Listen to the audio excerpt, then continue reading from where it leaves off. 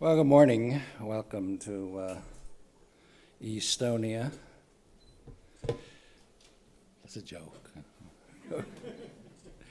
Anyway, I'm very glad you're all here, friends of e-governance, among you decision makers, strategists, and of course vendors who are implementing e-governance projects. And I'm glad to once again speak here. E-governance, actually I prefer to call it e-administration, because as we get more and more into artificial intelligence, when you say e-governance, people start thinking that they're robots running us or running government, and really the issue is e-administration. It doesn't sound as sexy as e-governance, but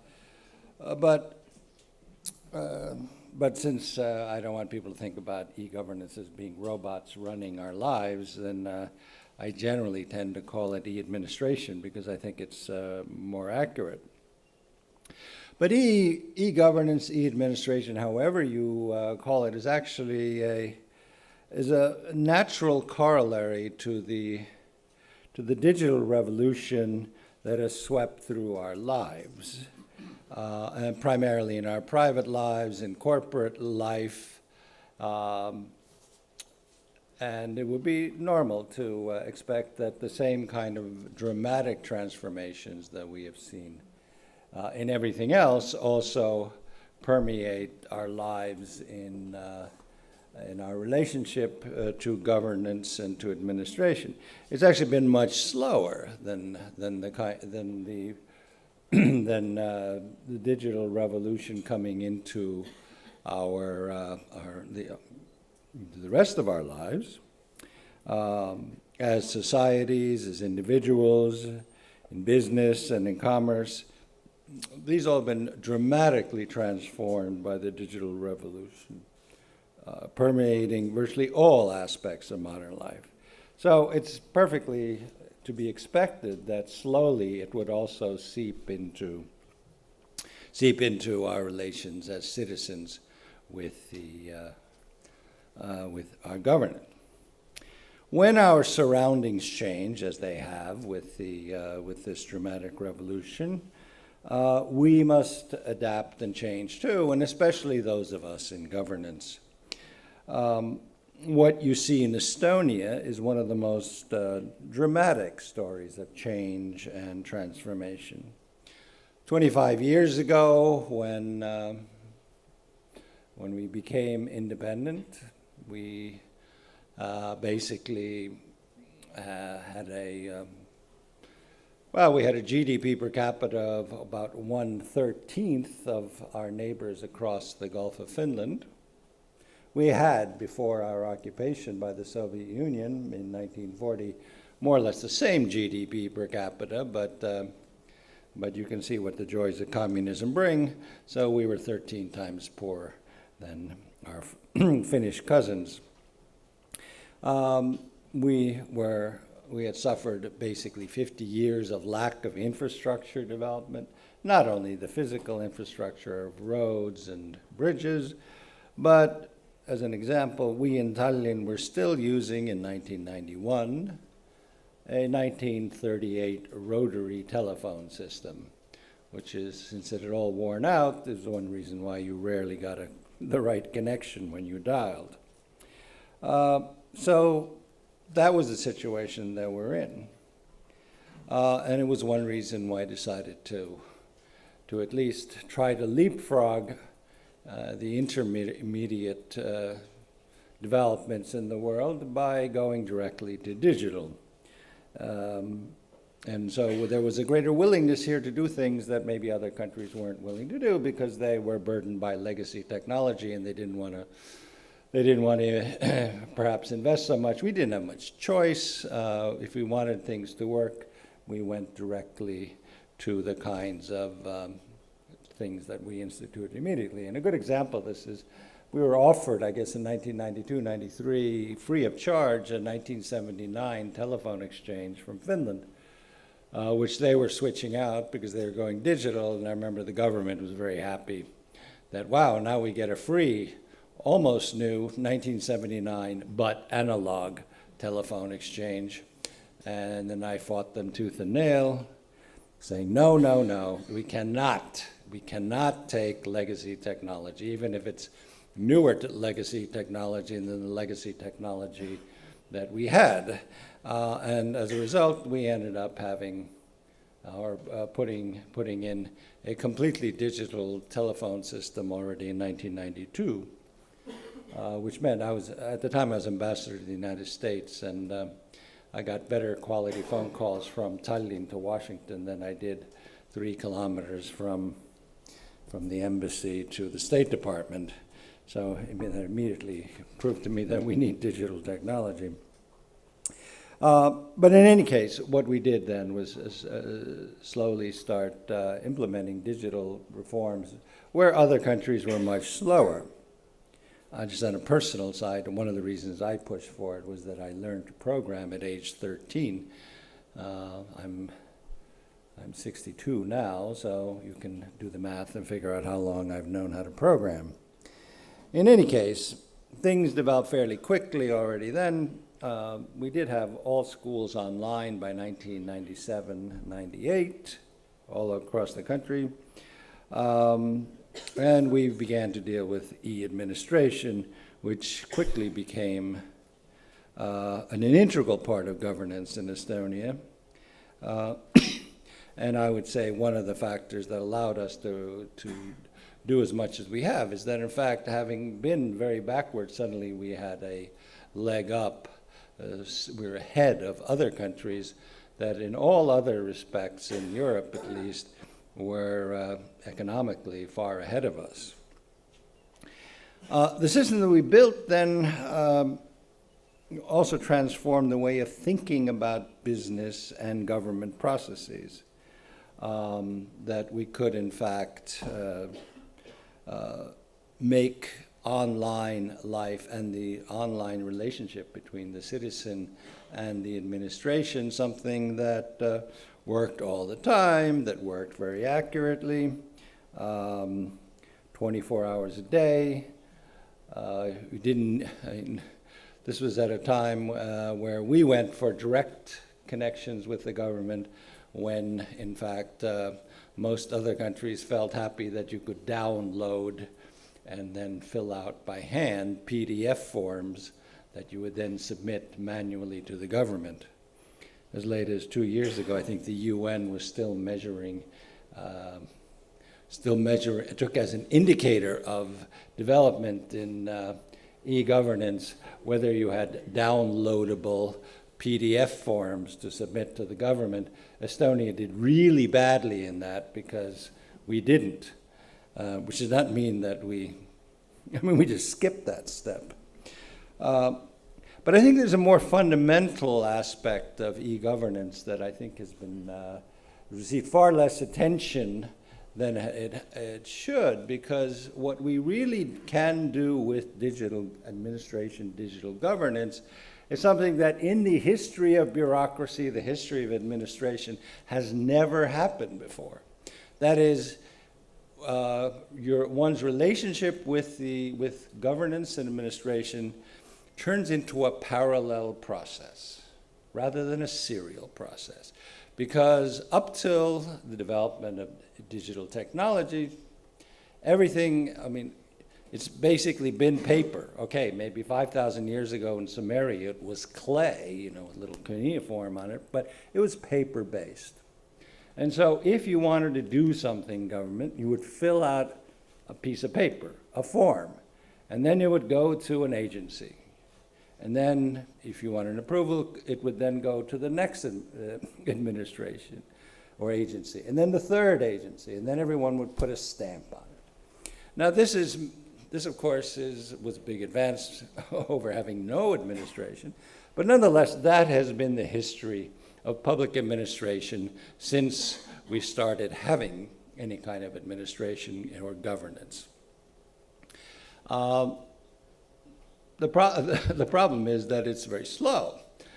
We've all gotten used to this, and we know how long bureaucracies can take. But when you digitize the process of administration, and you do it with the right architecture, in fact, this can all happen in parallel. That is, if you submit a form, you do it online, you are authenticated as being you, then it will go to all the different agencies at once.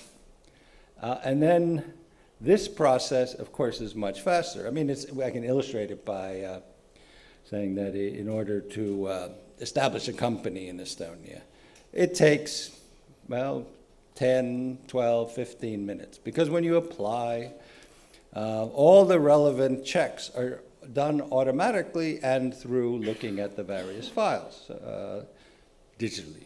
So, I mean, I want to establish a business. Well, have I paid my taxes? Have I committed, do I have a criminal record? Have I paid my alimony? Do I live where I live? All of those issues which normally, and for the past 5,000 years, or let's say in Europe for the past 600, 500 years, you fill out your form on paper and it goes to one ministry. I mean, it goes to, say, the Ministry of Economics, and they say, yes, he's paid his taxes. The Ministry of Finance. Then goes to the Ministry of Interior. No, he has not committed a crime. Gets a stamp on the paper. Has he paid his alimony? Goes to the Ministry of Social Affairs. Gets a stamp. He's paid his alimony. So that's a serial process.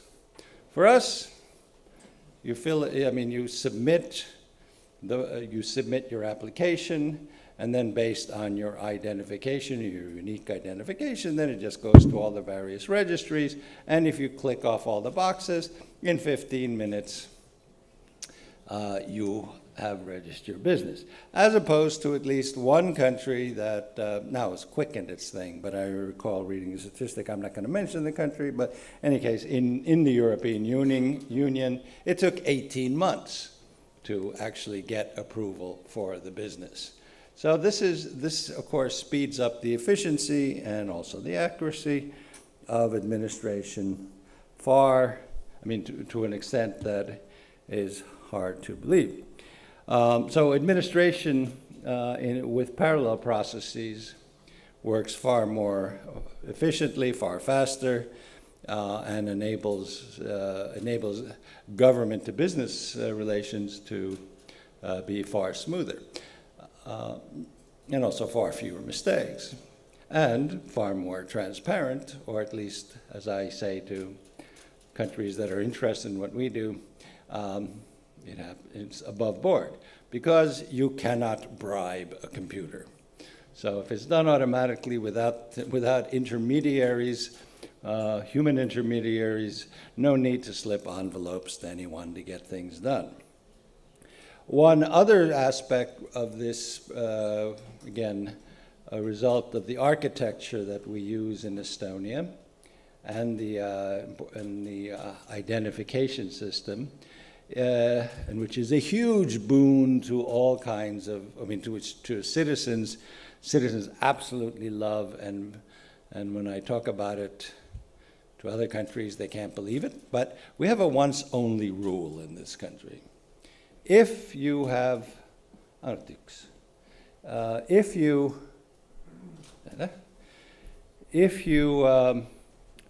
have submitted data to the country, to the government, your address, for example, or your telephone number, or whatever it is that you submit, you never need to write that again, because the government already has that.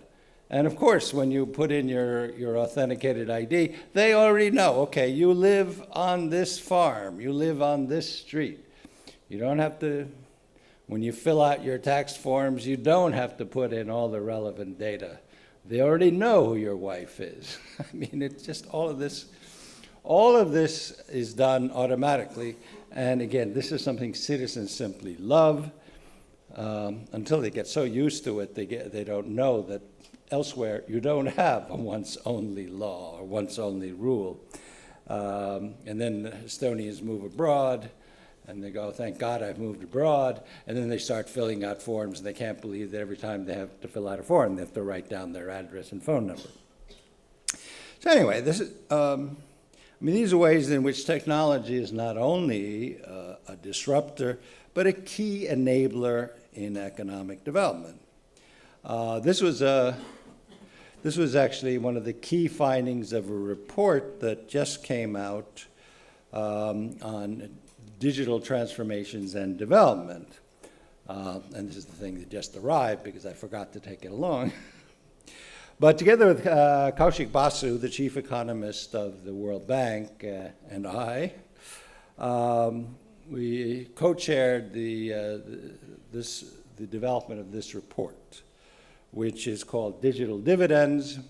It is by far the World Bank's most popular, best-selling report they've ever done. The World Bank every year puts out a World Development Report on all kinds of topics, irrigation, public health, malaria eradication. So finally, after all these years, the World Bank came around to saying, well, why don't we do a report on how does development, or rather how is digitization and use of digital technologies affect development? And then this big report came out just this January.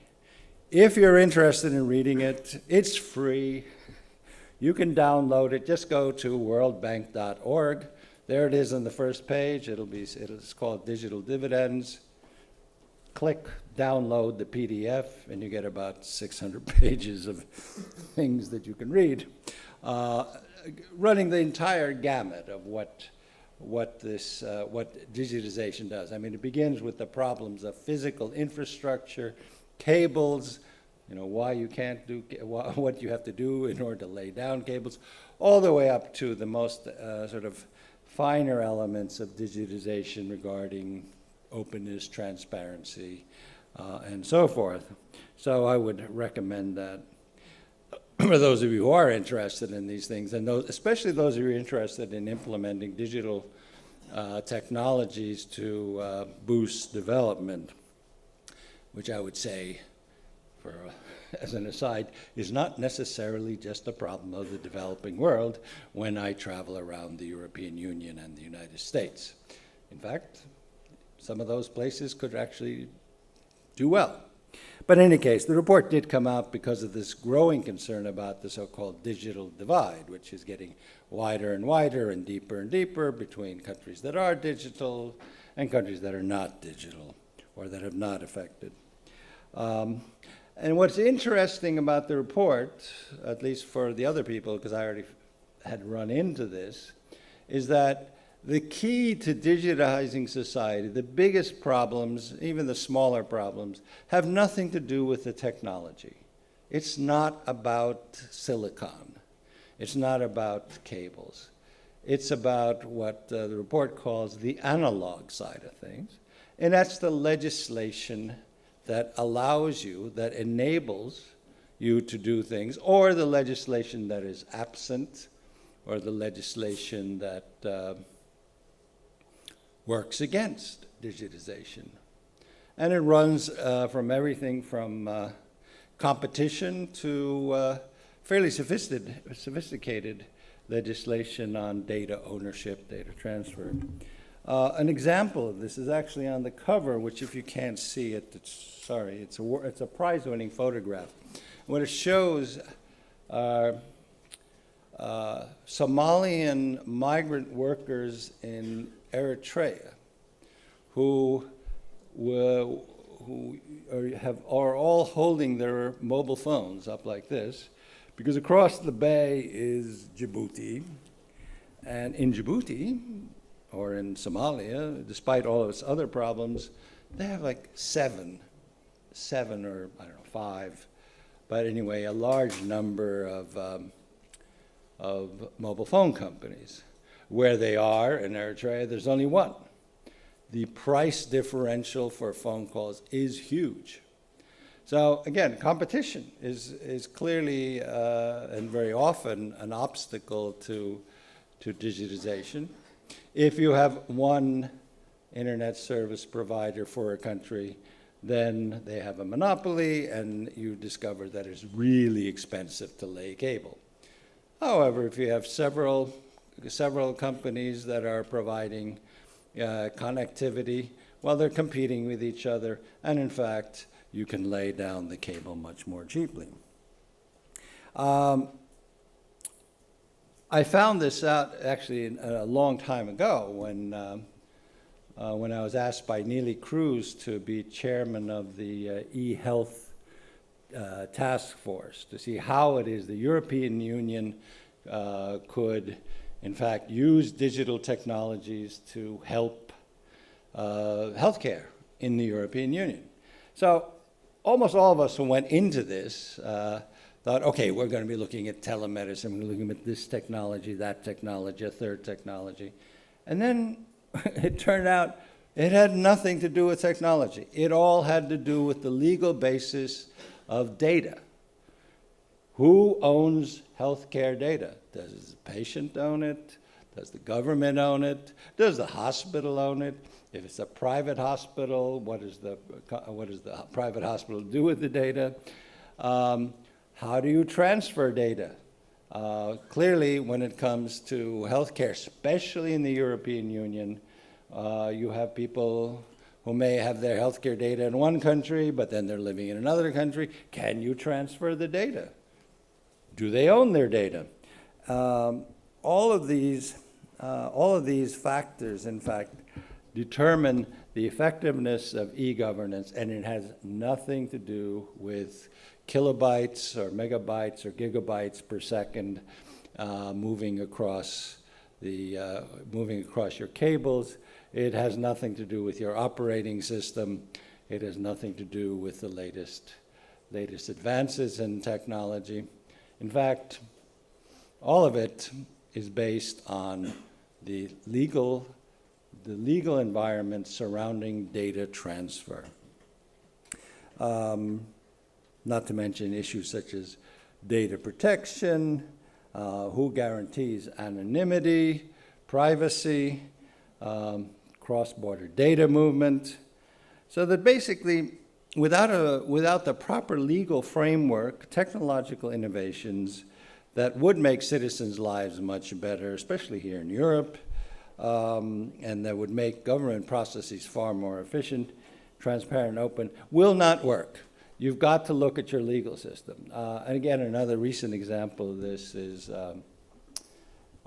Uber, which, there are a number of objections to Uber in some countries in Europe. One of the primary ones being who pays taxes, or how do you, Uber, they say, people claim, at least in one conference, and when I was in Davos, they said, Uber doesn't pay taxes. Well, in fact, the way we solved that here is fairly simple. We just invented an app. The app, as soon as you pay your Uber bill, automatically transfers the VAT to the tax authority, and because there's also concern about these Uber drivers, do they pay taxes? The sum paid immediately is also transferred to the tax authority, where then at the end of the year, with our computerized tax system, the Uber driver finds out he's made this many euros in the past year, and he has to pay his taxes on that. So, in fact, you can solve these issues. We also have the enabling legislation that does allow a sharing economy. Some other countries put people in jail. I won't mention one because there's a minister here, but in any case, there are problems with those kind of things, and the sharing economy is something that is clearly coming, that is developing rapidly, that has been hugely successful, but it does run against the grain of, say, the 19th and 20th century economic models, and that's why sometimes and very often there are serious problems or issues with getting legislation passed that would enable this. So, these are things we've done here. The issue still remains, and far more important, especially for a small country like us, is that we're not alone. And in fact, the more digital a world is, the less and less borders matter.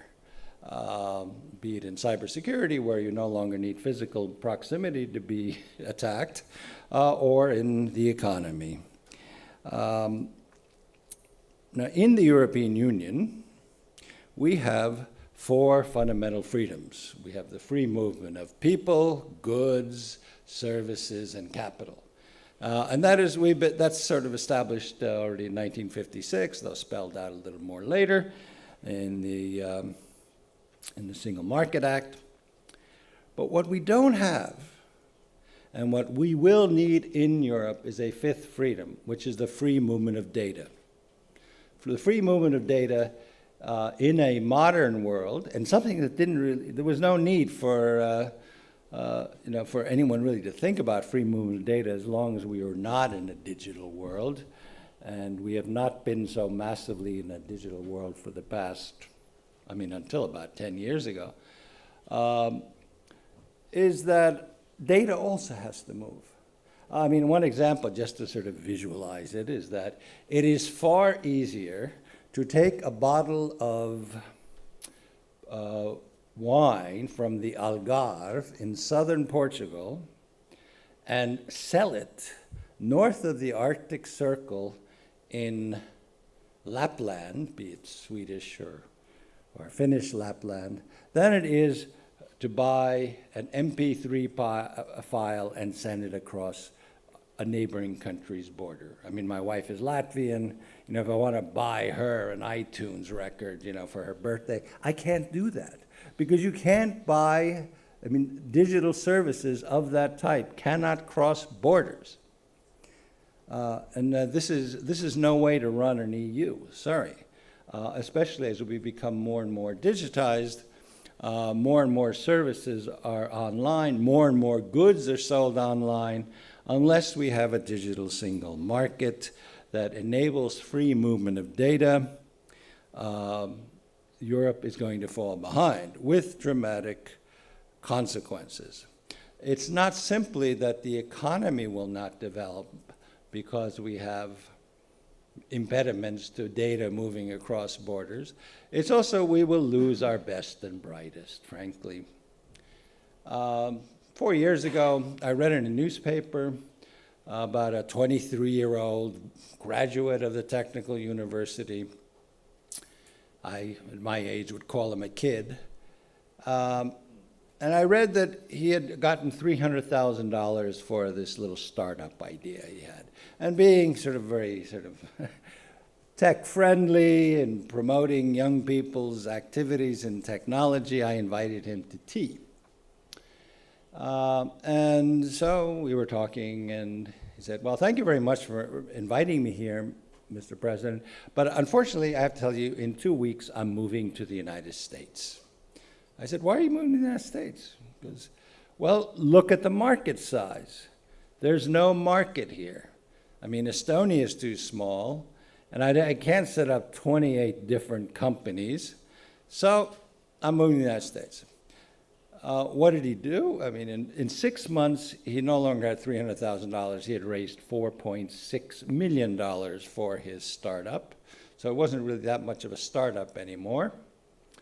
And 3 years after that, he sold his company for $100 million. Now, that's pretty bad.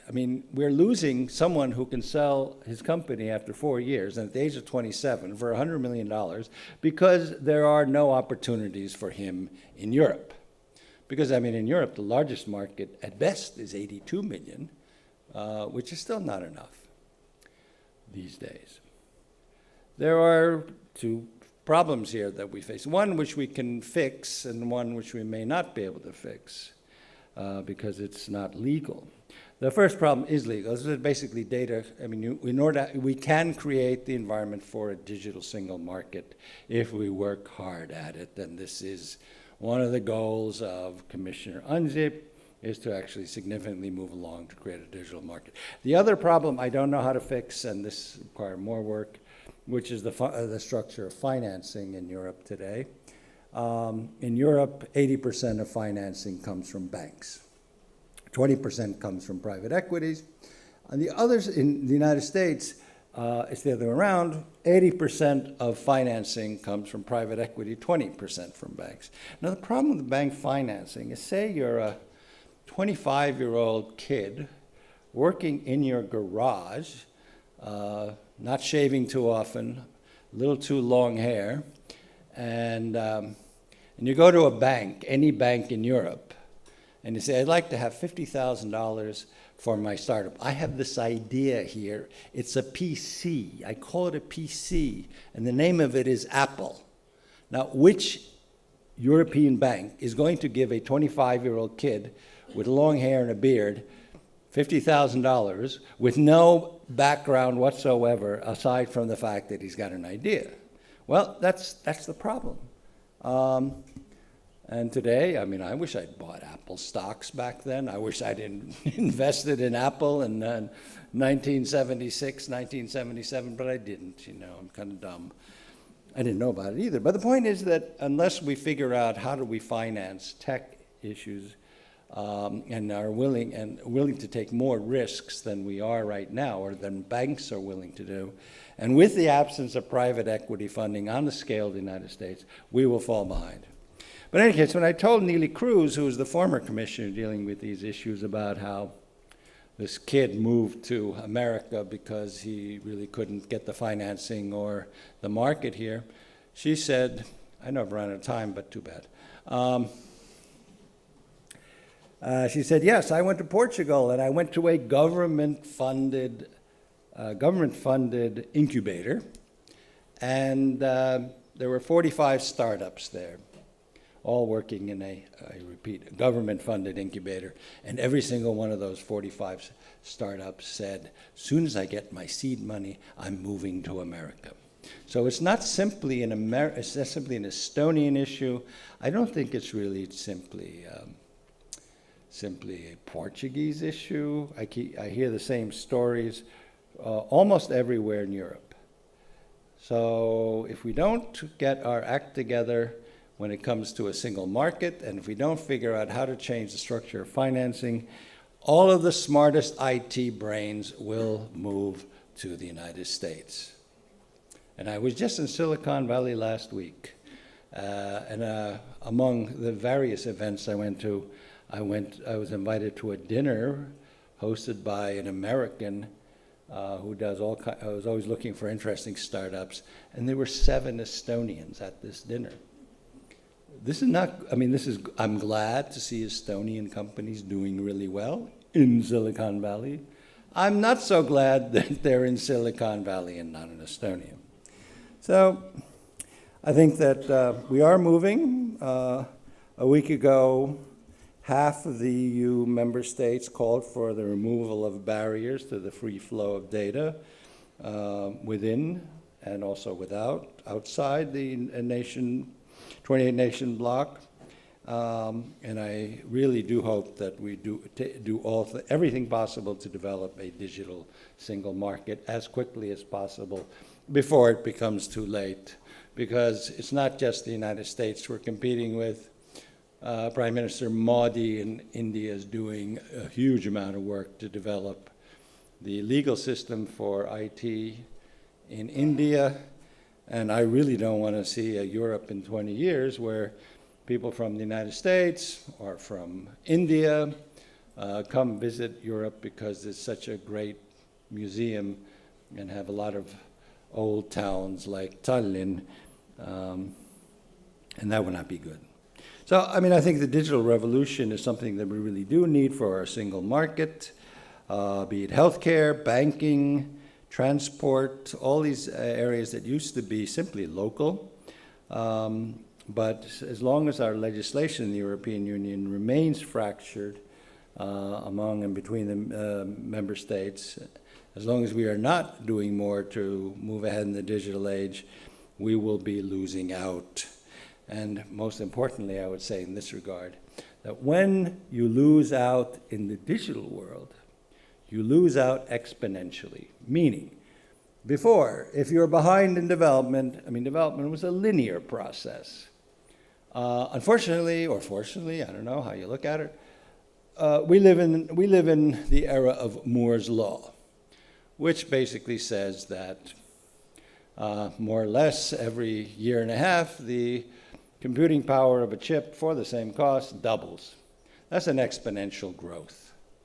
That means things get, if you know the history of how chess was born, I mean, it's the story, but the Shah said to the guy who invented it, he said, what do you want? He said, well, on the first chessboard you put 1 grain of sand, and the second square of the chessboard you put 2, and then you double it, and the Shah goes, whoa, that's cheap. The problem is, by the time you got to the 32nd square on the chessboard, since its growth is exponential, he would have needed more rice than there was in the world. That's where we are. If we slow down, if we don't keep up with these developments, countries that really do work on the digital side of things will pull ahead of Europe faster and faster. So this could result, I would say, in near fatal delays in our development, and we'll see companies simply disappear because they're not keeping up. Probably the best example of this is Kodak, which was for 100 years the dominant company in photography because they were film-based. Well, they didn't really move fast enough. And then the other company, sad to say, is Nokia. I just read yesterday that Microsoft gave up on trying to save Nokia because they bought Nokia. I mean, the great company of Finland. It influenced even this country, where one of my predecessors is, we have to find Estonia's Nokia. Well, in fact, yesterday it was completely liquidated by Microsoft. Not a good development. Now, one of the things that we've done here to get a little more practical, which I've been pushing for years, and just a month ago we finally got to the point of having an agreement on this, is that many of the services that we have in Estonia in e-governance are completely compatible with services in other countries. The problem is that we have yet to get to the point where the services can move back and forth. This requires certain elementary things such as basic architecture, that is a data exchange layer. We have one here, which is an enterprise service bus, highly secure, open source, non-proprietary. We give it away as foreign aid to other countries, Moldova, for example, and the Palestinian Authority. And Finland has also adopted this system. And so we basically have completely compatible data exchange layers, and we also have basically identical authentication, identification or authentication systems. Now, what would be more logical than for a service that Finland has digitally and a service we have digitally, than to make them work across borders? A perfect example, and one thing that I always suggest countries to do if they digitize, is to work on things that the public likes. One of the things the public loves here is the digital prescription, which now there are no paper prescriptions for all intents and purposes in this country. If you go to a doctor, he puts in your prescription, and then you can go to any pharmacy in the country, stick in your card, put in your identification, it's certifying you're you, and you get your prescription. Now, Finland has the same system. We, of course, are visited by some 7 million, well, not 7 million Finns, because there aren't that many, but we have at least 7 million tourists coming to Estonia every year. I see the Finnish ambassadors there. Is that a right number, more or less? Yes? Less. But anyway, so Finns come here. If they get sick or they lose their medicine, or if an Estonian goes to Finland, the idea should be that, okay, he gets sick, he's got a doctor in Estonia, or the Finn has a doctor in somewhere in Finland. And you come up and say, look, I'm sick, I need my prescription updated, or I lost it having a good time last night. And then he'll just authorize it, and you go to your pharmacy, stick in your Finnish card, it'll say, okay, yeah, you're you, here's your medicine. These are the kinds of services that should be able to exist in all of Europe.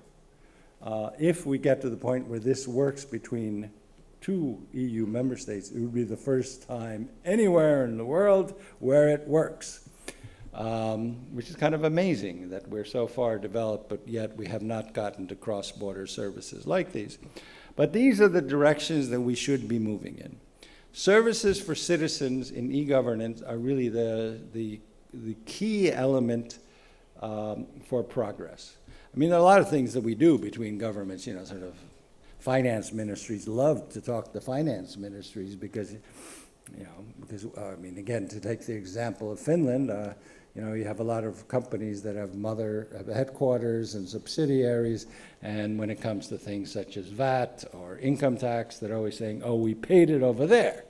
Of course, if the company says on both sides, we paid it back there, then the finance ministry doesn't get its money. So that part can work, but that doesn't really affect the citizen.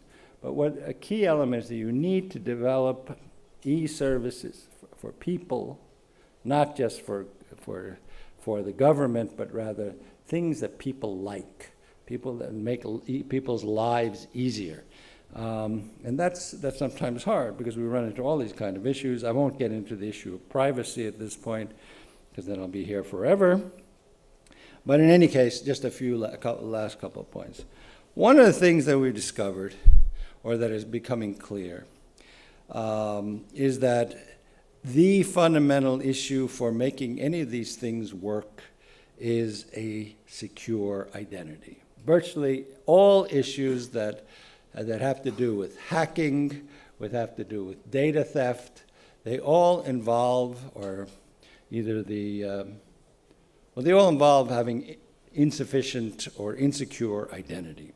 I mean, what is hacking if not someone getting into your computer as someone else, right? I mean, you figure out someone's password, and you get in and you steal things from there. That's because they're not who they say they are. And identity will be, I argue, one of the fundamental issues we have to deal with when it comes to e-governance. More so because I will go further and say that in this world, where right now identity is offered by by companies, when you go into PayPal, these other ones, that I think that in the 21st century, the idea of the social contract of John Locke, which is then basically implicitly taken into all liberal democracies, that citizens and the citizen and government relationship is based on an implicit social contract where the government takes your money, but at the same time, for that, guarantees your safety, armies, police, guarantees the rule of law, effective justice administration, all these things that the government does. I mean, that's basically been there since, John Locke. I mean, it was there earlier, but he formalized it. I would say in the 21st century, the one additional function of the social contract is for the sovereign, that is the state, to guarantee your identity. Again, other companies can do it too, but the problem is that companies come and go. I mean, Nokia had been guaranteeing my identity. I've been in a lot of trouble right now. This is why governments insist on actually having control of national data, because the sovereign remains. So too, in the future, or beginning already now and here in Estonia, it is the government's role to say, you are you. And we guarantee you are you. And it is the government's role, together with the private sector, to actually provide the authentication that you are you. The identification at this stage, I would say, is that unless you have two-factor authenticated ID, you do not have a secure identity. It just doesn't work. The simple password model that we have been using ever since about 1976, 1977, there was this thing called BitNet, which involved several thousand academics who used the simple model of email address and then underneath that a password. That worked for 3,000, 4,000 academics writing to each other through university servers. When you have 3 billion people online, that model does not work. And no password is unhackable if it's only one factor. So, I mean, that's one thing where I see in e-governance, it's not simply the services we offer in terms of, say, digital prescriptions, but also the government is what guarantees you are you, and that will be more and more an issue in the future. So I'm not going to go too long here because I've already gone over that, but basically I would say that there are some immediate things that you can get out of having a strong identity guaranteed by the government, looking at current problems. If you have a solid identity, then it will go a long way to solving the problems associated with the migration problem. Right now, when we get migrants, we don't know who they are, but if we know who they were, we should know who they are today. I mean, our Latvian colleague told me how with the migration crisis, Latvia had agreed to take a certain number of people. They brought them from Greece.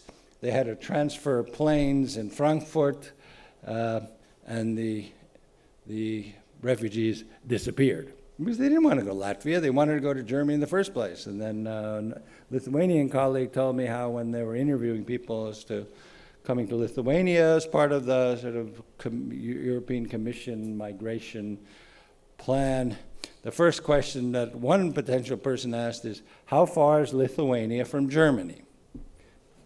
Now, if you issue strong identification to people before they go where they go, then of course they can still go to Germany, but they don't have an ID, or if they do have an ID, they say, wait, you're not here, you're supposed to be in Latvia. I mean, these are the kinds of issues we can solve, because you can't forge an electronic ID. There's just no way you can do it. So anyway, finally, I would say the last problem we have to think about, and this is not just e-governance, but more or less with this digital age, is that as everything gets better and better in the digital world, and as more and more things are done better by computers and machines than they are done by people, and we see this already happening with in the middle-class jobs. Accountancy is a goner. I mean, accountants don't have much work left. Just a few weeks ago, there was an article about how junior lawyers no longer are needed, especially because the work that they do, which is looking at precedents, are done better. The work is done better by machine-readable or looking at machine-readable texts of laws, and computers do it better. You think of medicine, when you can research a huge big database loaded with symptoms, probably does it better than a doctor. Maybe not yet, but soon will. We are going to start shedding jobs. And unless we figure it out as government policy how we are going to take care of these people who will be losing their jobs thanks to computerization and automatization, we're going to have huge social unrest. And this is another big task of government. I mean, you could call it kind of the additional aspect of e-governance, is that governance has to deal with the fallout of E, meaning digitization. And I think this is beyond the purview of this conference, but I would urge all policymakers to start thinking very, very seriously about how we're going to deal with the unemployment that will be coming out of massive computerization, especially since it will be following Moore's law at an accelerating pace, exponential pace. So that in 2030, 2035,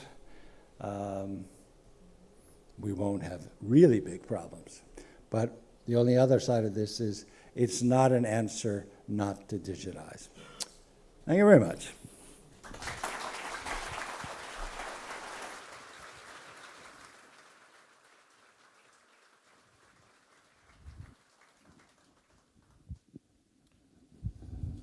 Actually, I was meant to give you a gift, both a little book and some chocolates, both, I guess, for the brain. And thank you.